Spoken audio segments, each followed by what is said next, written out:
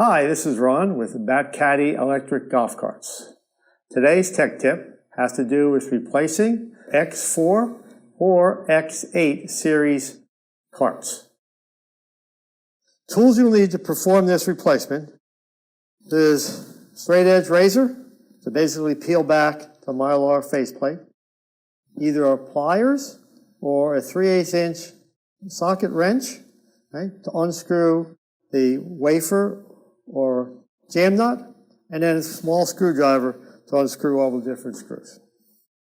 The handle assembly has 3 electrical components: a USB port, a rheostat, and a circuit board. I will show you how to open that up and replace each component. The 3 electrical components are all connected to the circuit board that's enclosed in this black box. What you need to do to get out that box is pull off the cap and unscrew some screws. First, the rheostat. The cap just simply pulls off. Then, unscrew the bracket that secures the rheostat to the frame.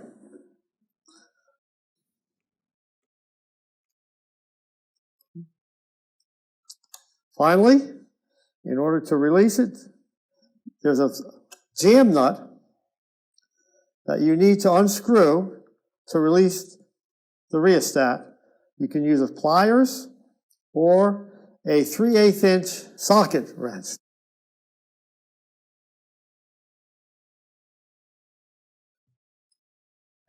Now, you've exposed the rheostat. To disconnect it from the circuit board, you have to expose the circuit board. To do that, step 1 is you peel back the Mylar faceplate on the box, about an inch, inch and a half. This will expose a little screw that's securing that box to the frame. Once that screw is unscrewed, right, you have to pull this out. Right, you can expose the circuit board that's secured to that box. If you're replacing just the rheostat, you then need to trace the wires and disconnect the rheostat from the circuit board.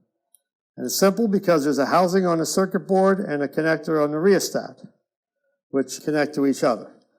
Pull out your old rheostat and assemble your new rheostat, again through the hole and then back up into the circuit board.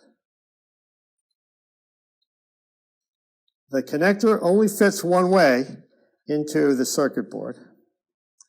Then you simply have to redo your steps. So take your mounting plate, fit your rheostat into that so it's flush this way, and then attach your jam nut to secure that onto the bracket. You should be able to do that simply hand. I'm going to tighten it a little bit.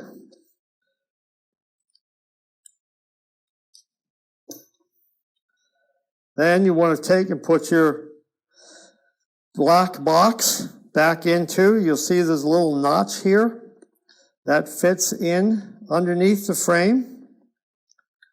And then everything has to fit into back into that hole.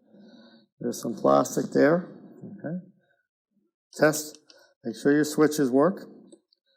And this fits back into here. And then screw back your mounting plate.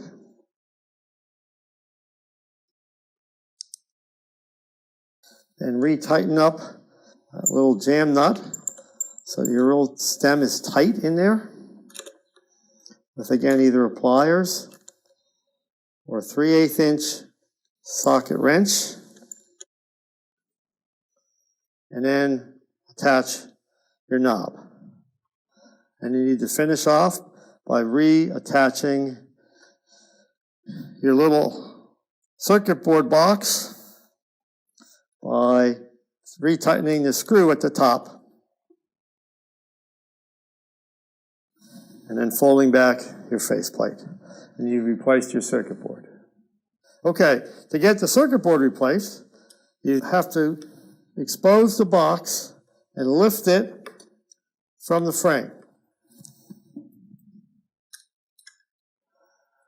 Make sure you don't lose your little screw. To replace the circuit board, you have 3 connections that must be disconnected. The USB port, the rheostat or speed control, and finally the cable wires that comes up from the controller through the frame onto this board. You'll note that sometimes they put some kind of gum rubber, right, to help secure that so it doesn't loosen up and disconnect. There's really no need to put that on your new one. To replace the circuit board, simply the 2 screws on either end have to be removed so you can pull the circuit board completely out of the little rubber protection you have inside. Then take your new circuit board, again making sure you're lining up the micro switches with the buttons, lay it in place, and simply rescrew the 2 screws that are originally tightened. Again, make these firm enough that when you click the buttons, you hear it engaging the micro switch. If you're not hearing that click, then you're not tight enough and you're not engaging the functions when you push the button. Then simply reattach to 3 sets of wires. The 5 piece from the 3 wires goes into 3 wire. Oops. And the 2 wire into the 2 wire. And then fit all of your wiring inside the frame. Again, there's a little notch here that you're going to go underneath, and that kind of guides that into place so it fits. Make sure the rubber is in both sides. And now you're going to have to finally attach the screw at the top to secure everything in place. The procedure for the X8R series is exactly the same as the X4R series. The only difference is the components are slightly different. However, the procedure is the same. You have a circuit board, inside of this case a silver lining that has a rheostat, a USB port, and connecting wires from up down below. But again, the procedure is exactly the same to replace any 3 of those components.